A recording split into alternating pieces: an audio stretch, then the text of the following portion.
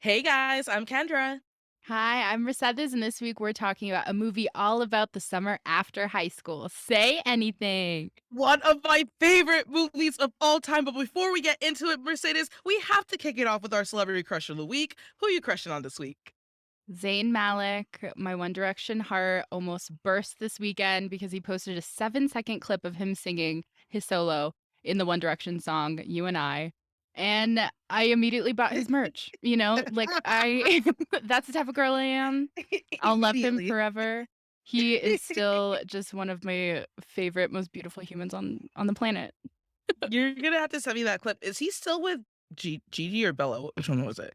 Gigi. I They're don't still think together. so. No, Oh, they really? do have that baby. Oh, so they're always gonna be connected, is what it is. Yeah. I Mhm. see, I see. Okay, so I had a friend come and stay with me this week who was really into F1, and I know nothing about F1 or F1 drivers, Yes. but let me tell you, Lewis Hamilton, if he Mhm. ever decide to slide to my DMs, accepted immediately. Oh, that man, That he's changed man. like, the Netflix show has changed it for so many people. All these girls I know now are like, I love F1." Yeah, I know, me too. I have all these friends who are like, yeah, oh my god, I wake up at like 4 AM to watch F1. I was like, Yeah. what does the F in F1 stand for? Tell me that. Like, I will never be able to tell you. oh my gosh, no. And the thing is too, I actually didn't know that he was an F1 driver until like very recently. Oh Cause my I knew god. him. I knew him from when he dated the lead singer of the Pussycat Dolls.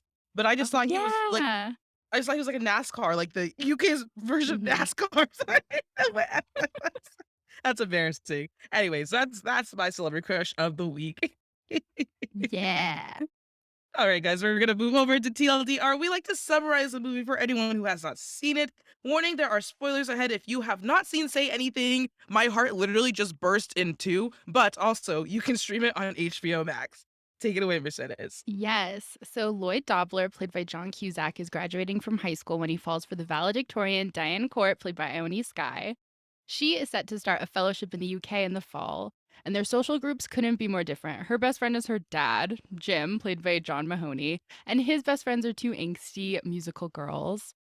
He asks her out anyway, and much to everyone's surprise, she says yes. They go to a graduation party together and spend the night keeping a distant eye on each other. And Diane gets to be social and learn more about how beloved Lloyd is by his friends and classmates. Their next date is at Diane's house with her dad, and he is left unimpressed by Lloyd's quirky personality and enthusiasm for kickboxing. But the night really takes a turn when the IRS inform Jim that he's under investigation. Lloyd and Diane begin spending even more time together.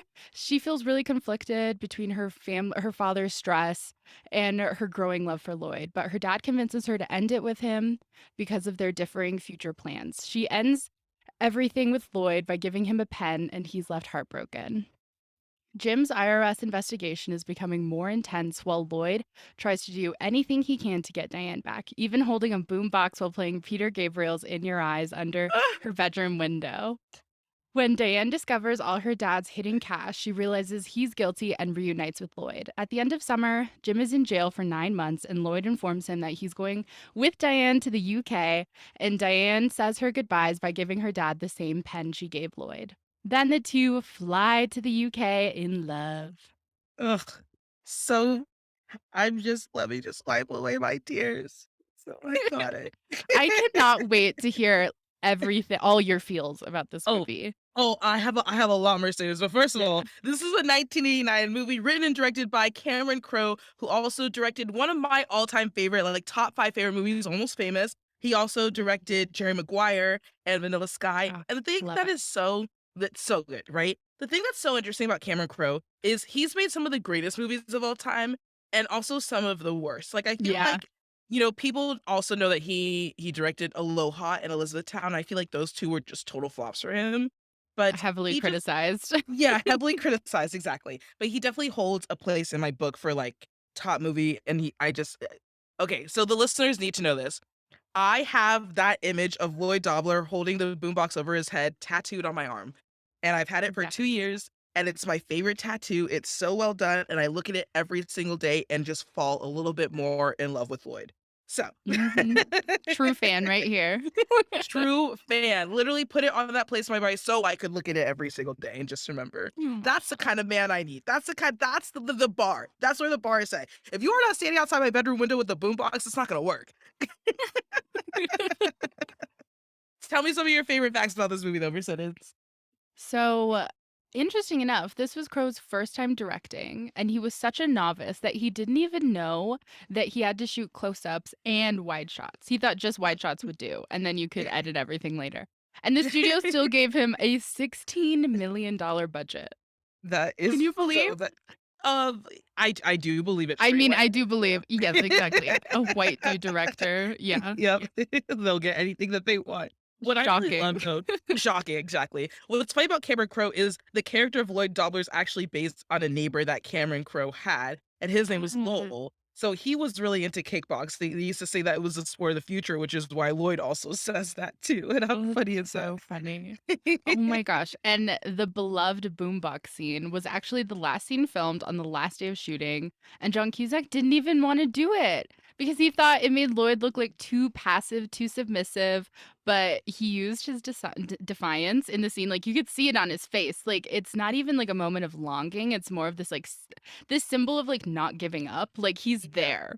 Yeah, he's like, "I'm here and I'm not going anywhere." But it's really Exactly. funny too, because I feel like the iconic song "In Your Eyes" by Peter Gabriel, um, that's playing, that was actually added in post-production. There was a whole other Yeah. song that was playing at the time, and also too, the scene was filmed at 2 different times. So John Cusack was standing in the middle of a parking lot in North Hollywood across from a 7-Eleven, holding this boombox while, Ione Skye is doing her but this it was, like, on 2 separate days in 2 separate places. Isn't that so funny?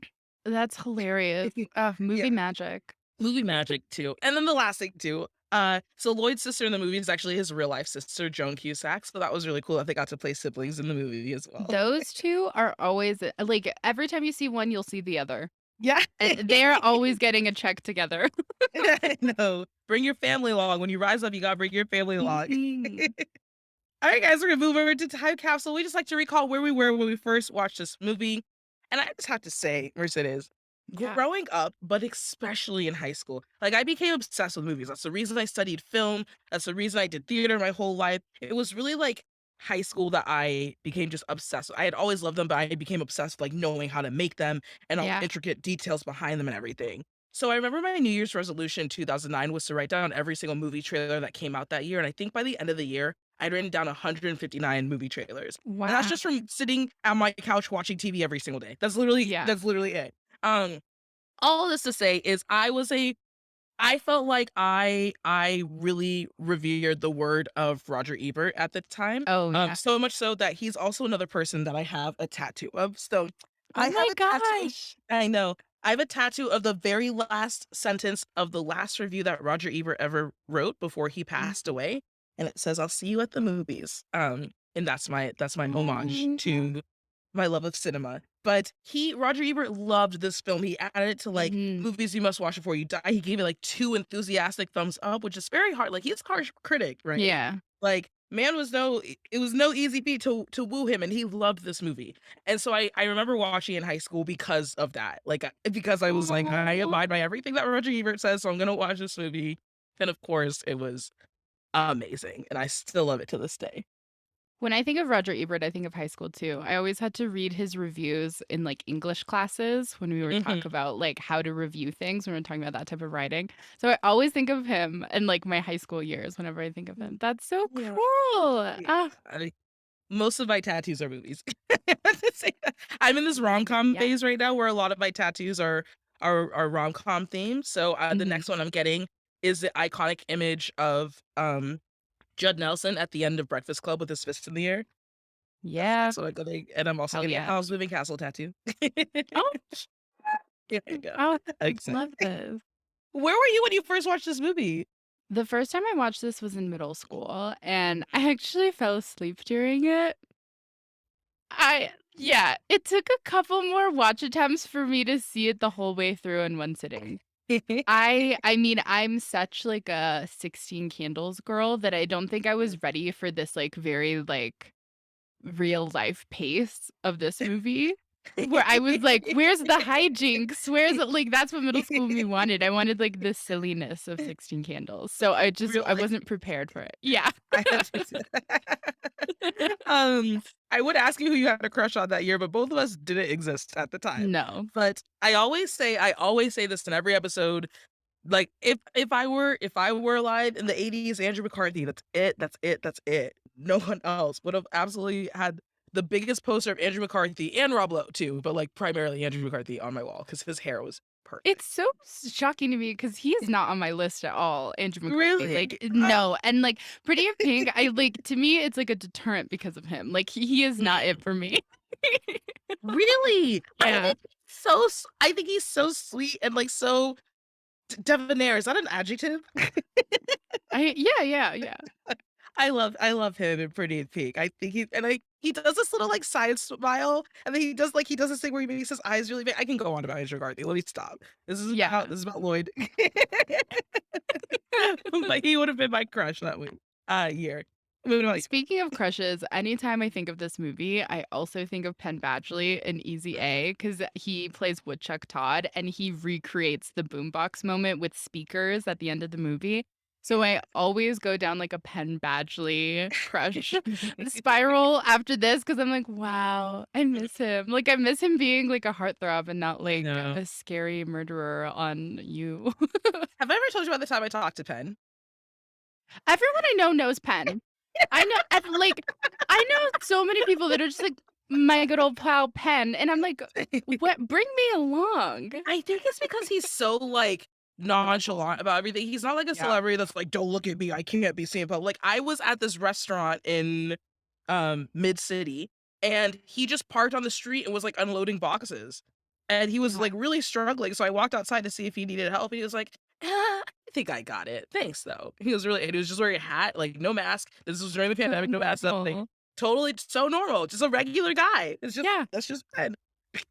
Oh my god. Yeah, I know a guy who met him at some weird conference, and I don't even know what he was doing there, and he just started talking to him, and they became friends, and then later, somebody else was like, "Do you even know who that was?" And he was like, "No, who was it?" And they're like, "It was Yeah. Penn Badgley," and he was like, "Oh, well, now we're friends, we text all the time." Yeah. Oh my gosh, that's so funny. Yeah.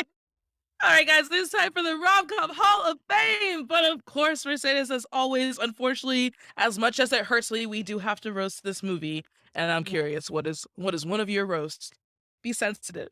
I think the biggest roast is Diane has no friends. Like, that is the number one red flag for me. Like, that's Mhm. crazy, Mm, you I know? hear you. I hear Yeah. you. I will also say one of my biggest like roasts with this movie is just Diane's relationship with her dad in general. It Mhm. is incredibly unhealthy, especially for a teenage girl. Like Yeah, this scene always makes me uncomfortable. She felt so comfortable telling her dad that she had sex with Lloyd. And I'm just like, I at that know. age, it's okay to keep some things private from your parents. It is okay to have secrets. Secrets are totally healthy, especially if they're not hurting anyone.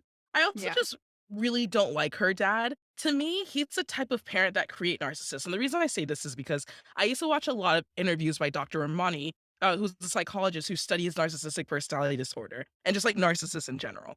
And she said that there are 4 different types of narcissists, but covert narcissists, one of the types, they're created by parents who make grand displays of all of their children's accomplishments. I think it is very healthy to be a proud parent of your kid and be like, "I'm proud of you," put their picture up on the fridge and stuff, but, like, what Diane's dad did was really unhealthy when he was like, "Tell me you are more special than any other student on both continents," like, that kind Yeah. of making a grand display of, like, your accomplishments and hyping her up like that after she won her fellowship, Mhm. that's not good, that's not something you should do. So, when you receive that much praise as a child, when you grow up, you believe the world owes you the same level of praise. If they don't, everyone else is an idiot for not seeing your greatness, and that right there is one of the biggest traits of a covert narcissist. So, I don't Yeah. like Diane's dad.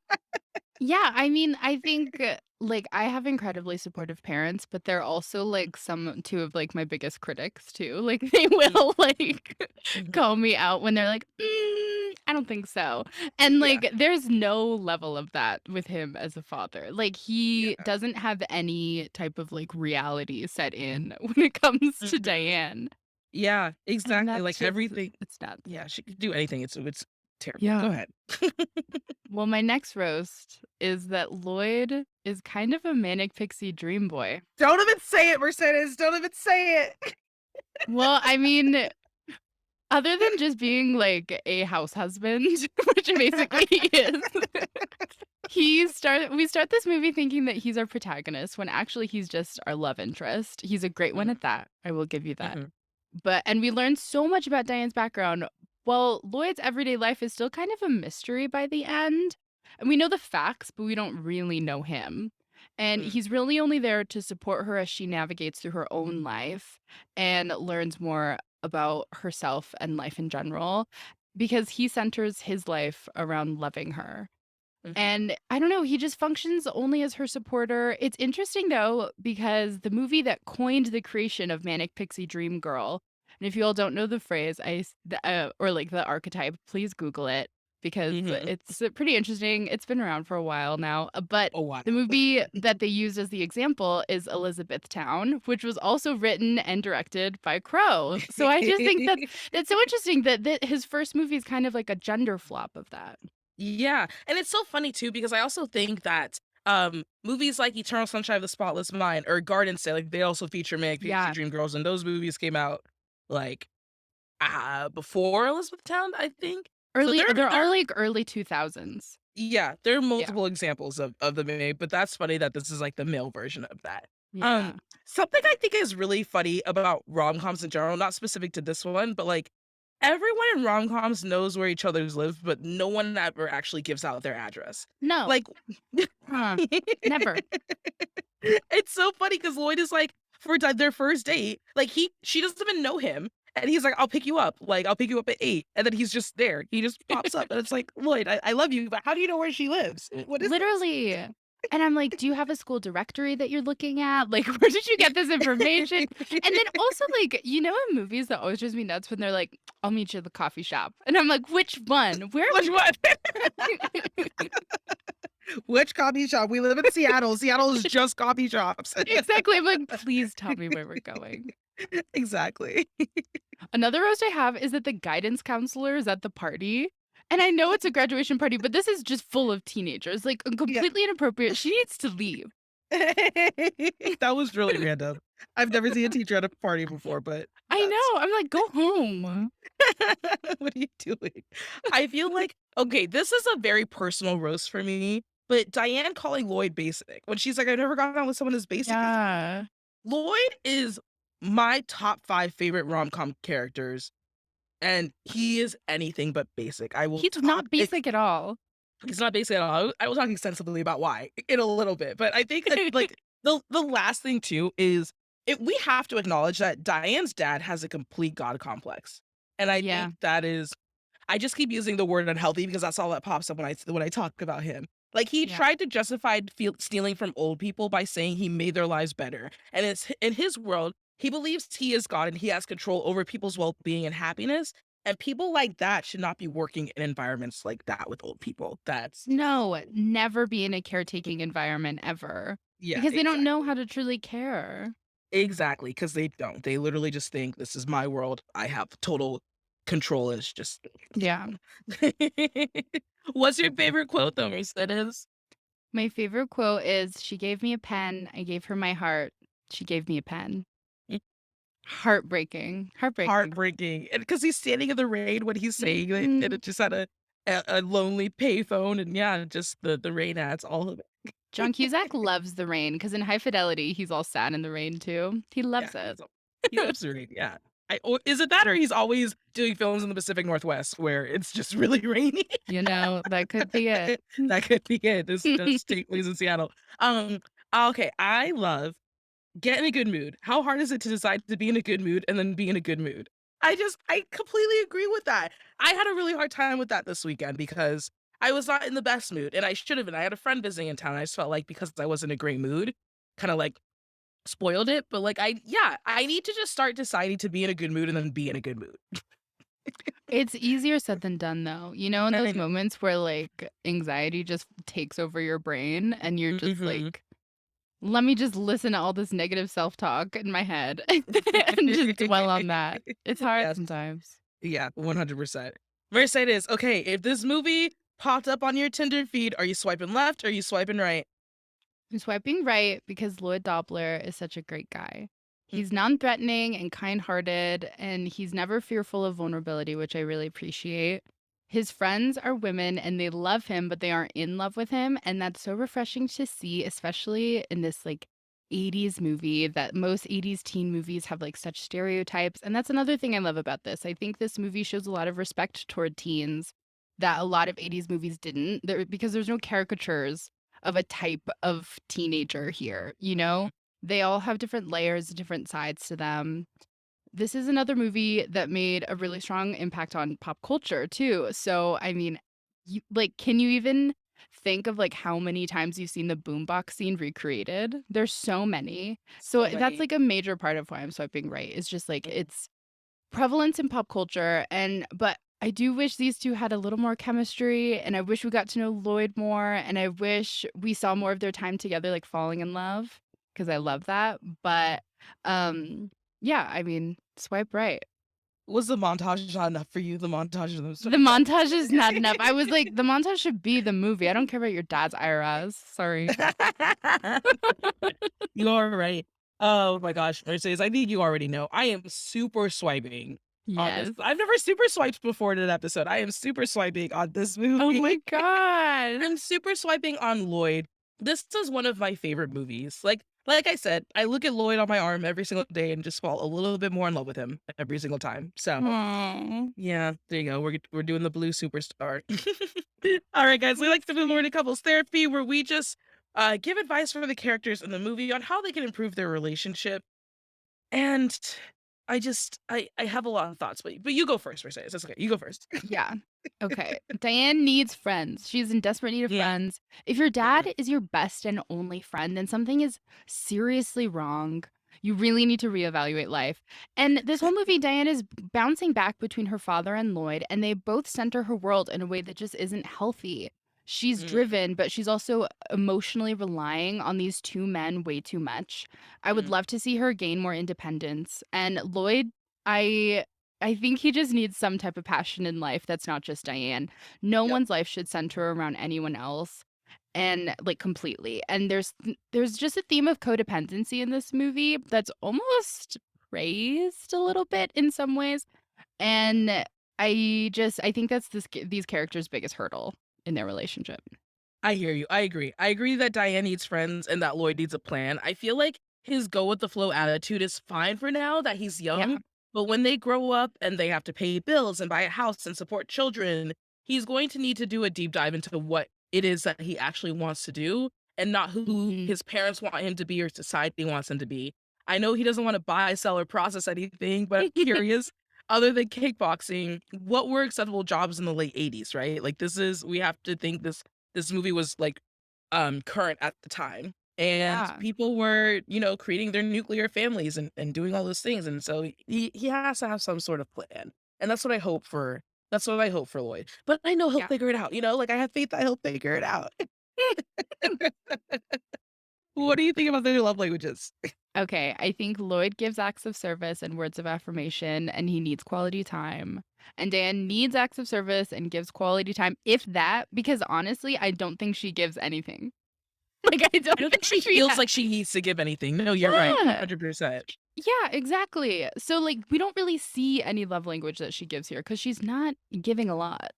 Yeah, I would almost say that she gives words of affirmation in her own way. Like, she thinks her honesty is how she shows that she loves him, even though it's pretty brutal most of the time. Like, her Yeah, just kind of spouting whatever comes to mind, like calling Lloyd basic or being like, we shouldn't be together, or like, I just things like that. I feel like she thinks that's how she can show that she loves him by being honest with someone, but it's not in an endearing way that we're used to seeing in rom coms. So exactly. it's a form of a love language that's just, out there.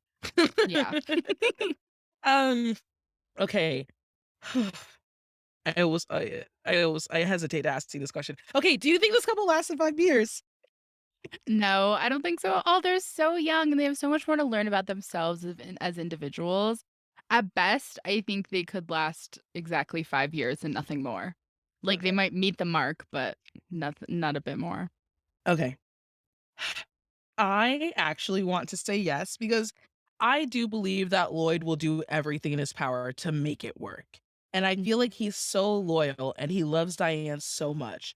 The only problem is you're right, he would shape his life, like his whole life to fit hers instead of figuring himself out. yeah. Ultimately, that will be what ruins them, but I also think they're a lot older before figuring that out. Um, I think they're like in their 40s before they figure out like, hey, Whoa. maybe yeah, because I do think Lloyd will do and Diane will feel safe with him, right? She doesn't know how to, um, not rely on someone, and so Lloyd is going to do everything in his power to make sure that she feels taken care of and comforted, and she needs that, and she loves him, and she's gonna justify that for the reason why she marries him, but I don't think it's gonna last until, like, old age, unfortunately, but I do think it's gonna at least last until, like, 40s. Yeah, like, middle-aged, yeah. Yeah, middle age. That seems right Mhm. for the time period. Yeah. Alright, guys, we're gonna move over to Heartthrob. Mercedes and I like to talk about who we would take home to meet our friends and family. I have a lot of thoughts, Mercedes. Kendra has a lot. I have a lot of thoughts. Okay, without a doubt, no question in mind, Lloyd is the absolute heartthrob of this movie, and here are all the reasons why. He is someone that everyone likes, which is so attractive. It's so great when you can go up to someone and be like, "Hey, what do you think of this person?" And literally everyone you ask that question to has something nice to say about them. I feel like that's just a Mhm. testament of his character, that he has a really good character, and that's something you should look for in a partner.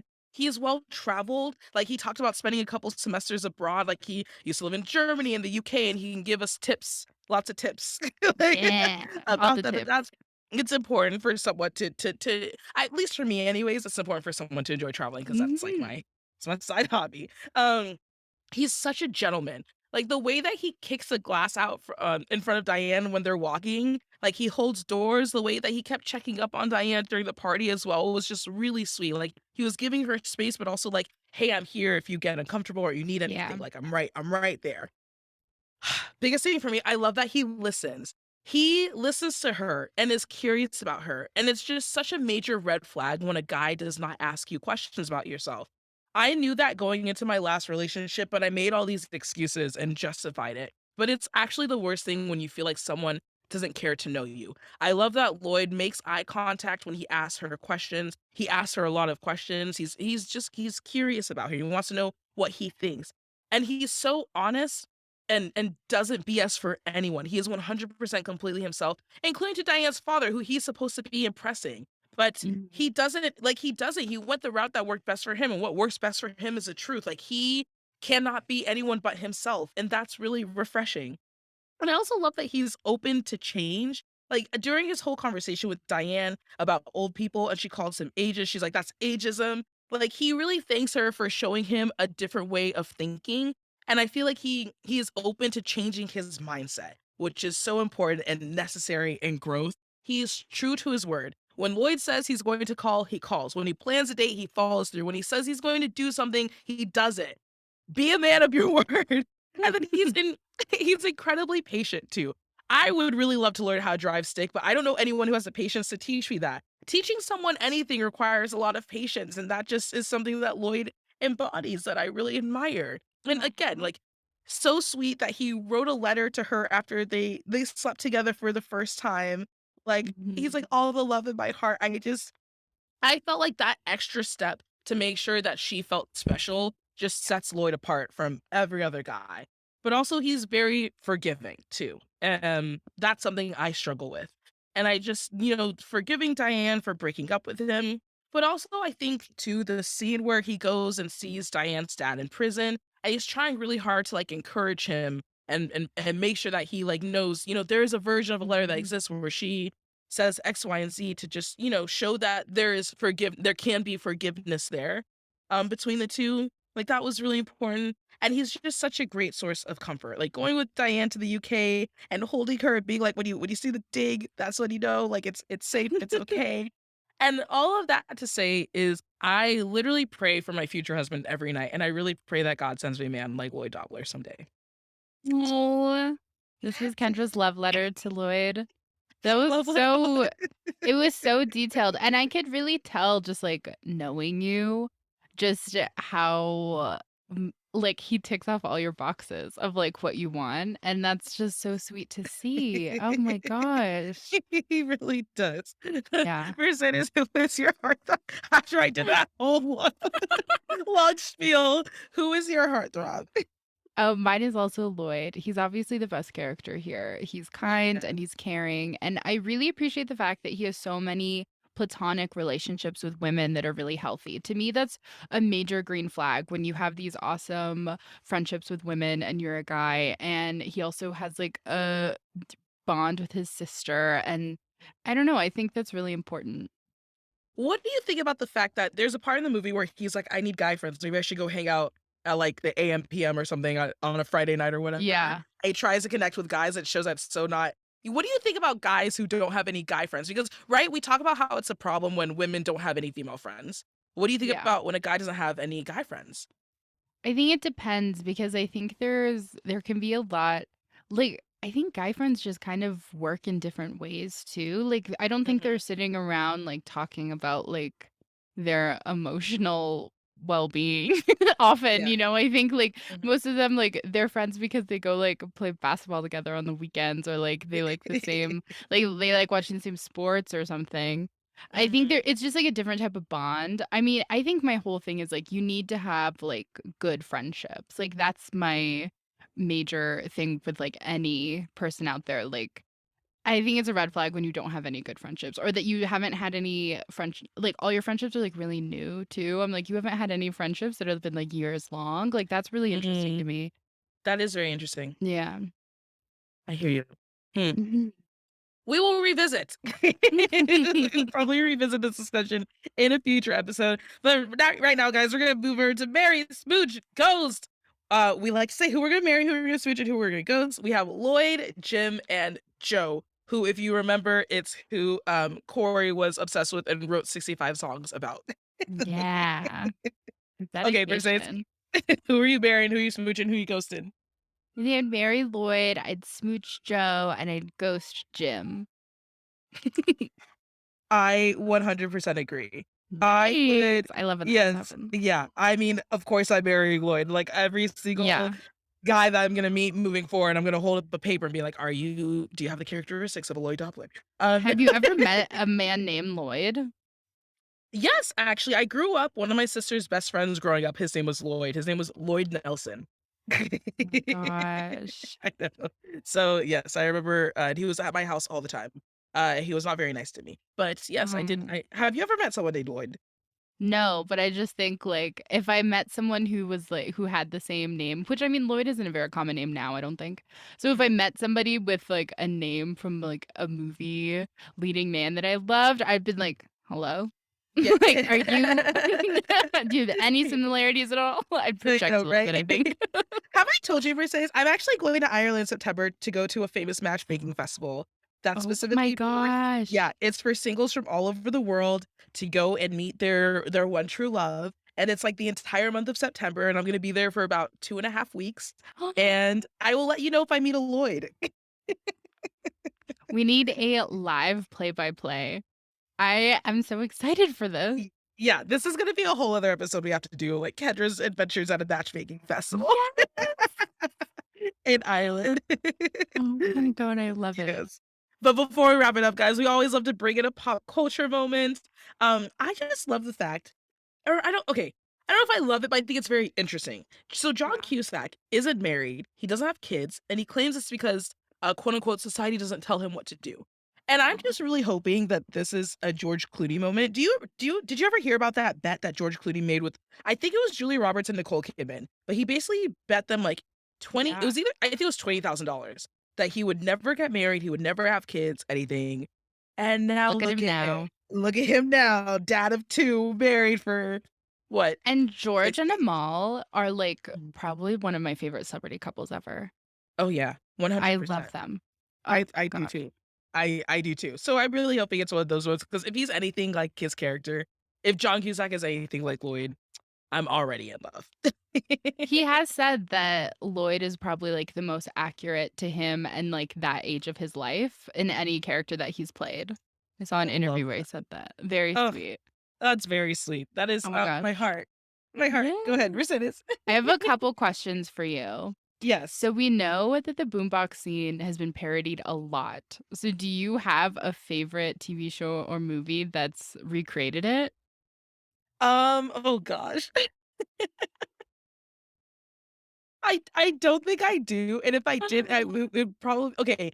One of the movies I've seen more than any other movie ever to exist is Not Another Teen Movie, where they parody Oh my pretty gosh, much yes. every teen movie. I don't think that scene is in there, I but, don't think so. um, if it was, that would be my favorite because that movie is so funny. I still find it very funny. But no, I don't think I do. Do you have one? Okay, so I love the Easy A one with Penn Mhm. Badgley, like I said, but I also love this one that's in That's a Raven, where Raven's boyfriend comes because she can't go to the concert, so he goes outside and like plays the songs from that would have been played at the concert from like the band they're going to go see, and their Yeah. faces are painted blue because that's like what the band does, and she's just looking at the window in her cool like attic bedroom, and I always think of it.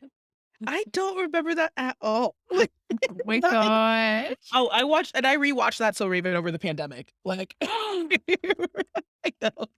Well, I got Disney Plus over the pandemic, so I was like, "Let me watch Kim Possible, Even Stevens."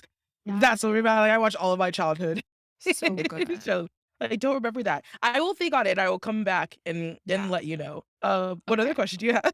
My second question is also about the boombox scene, Yes. and since it almost featured a different song, I wanna know what song you'd want featured if you Oh. were Diane and Lloyd was holding the boombox for you.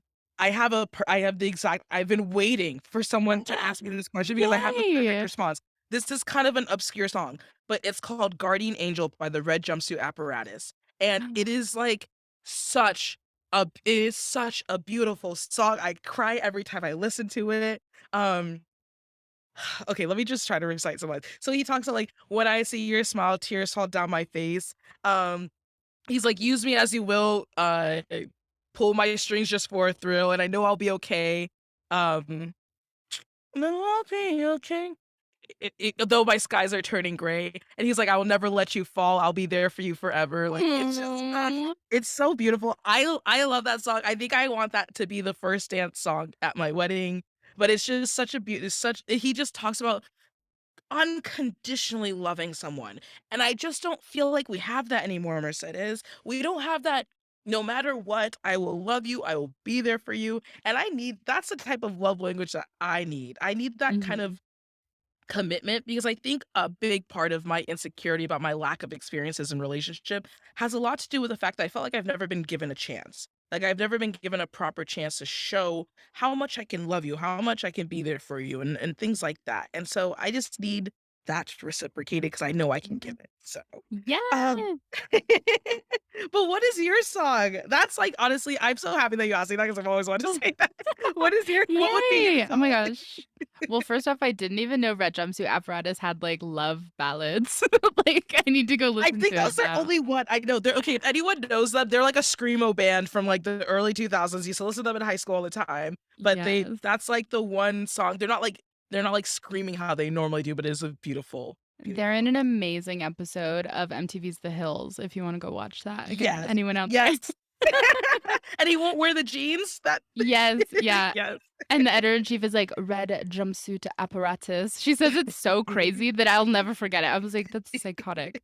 But, yeah, I think the song I would choose I'm gonna go full circle back to the beginning of this episode, "You and I" by One Direction. Like, it is one of Aw. the love songs for me, and, like, it's just full of emotion, and I just, like, oh, like, it would be good. It would be so good in that boombox. Just, like, when it builds and then hearing Zayn's, like, high note, I would've been like, hello?" Like, I would have probably This ascended from my bed. I don't think I've ever listened to that song, so I'm gonna put it on after we're done Oh my god, it's so recording. good. It's from my favorite One Direction album, the 3rd one. What is it The called? 4th one it's, the 3rd one is called Midnight Memories, but the 4th one is probably the most acclaimed, but the 3rd one has my heart forever. But You and I, that's the song. I didn't even know that they had 4 albums together. They had 5. They had 5 albums before they broke up, they had 5 albums? One every year, every November. Wow. I did not go One Direction. I don't even think the Jonas Brothers did that. They were always working and always touring. Poor boy. Yes, exactly. That's impressive.